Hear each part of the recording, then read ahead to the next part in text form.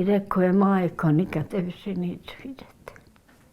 A mlađi je sin gledao uporno u me i šutio je.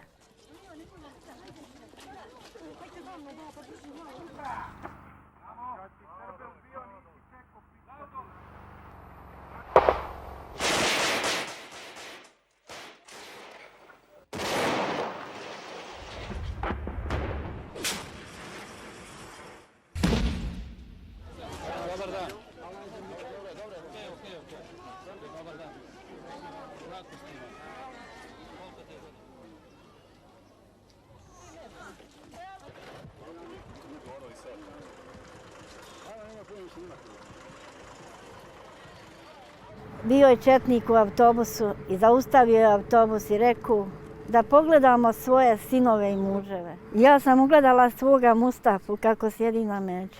On je uporno pogledao u me, ja sam u njega. Kad je vidio da ja gledam u njega, on je oborio glavu. I ja sam se onesvijestila i više ja ne znam.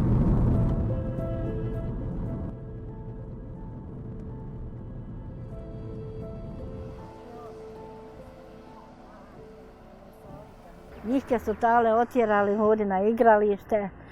Četnik im je rekao da idu da igraju fudbala. Međutim, on nije otišao da igra fudbala, on je otišao na svoju smrt.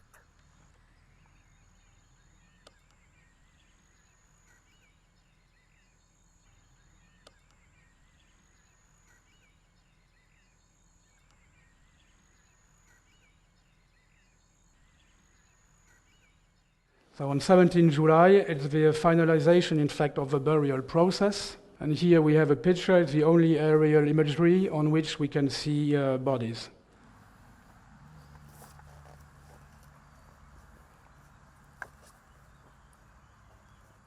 Stani s njima ili daj njima pušku, neko ne pucaju tebe.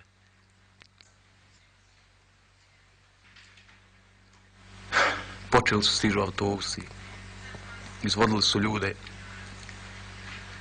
po 10 u grupama, izvodili na livadu, pucali smo ljude, ja ne znam tačno, iskren da budem, nisam mogao ni da pratim, to mi je toliko bilo, ne znam, loše mi je bilo, glava me bolela.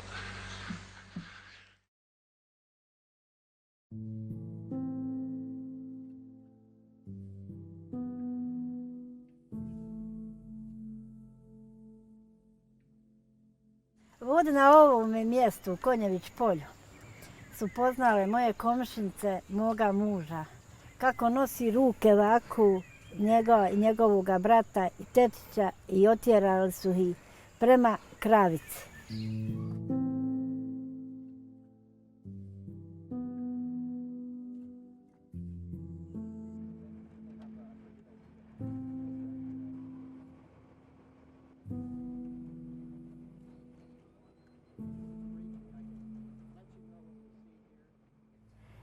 Nadala sam se da će preživjeti, nisam nadala da će, makar jedan, a ono nije ni jedan.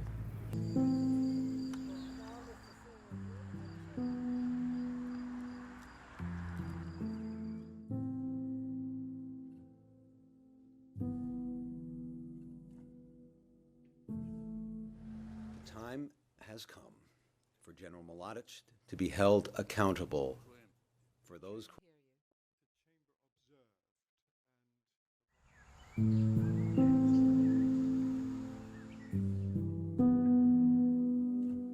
Ja ne mogu njihke vratiti, a ne mogu ni onijem halaliti, a ne mogu ni oprostiti, a ne mogu ni osvetiti se, jer ne imam takvu dušu da se mogu i osvetiti.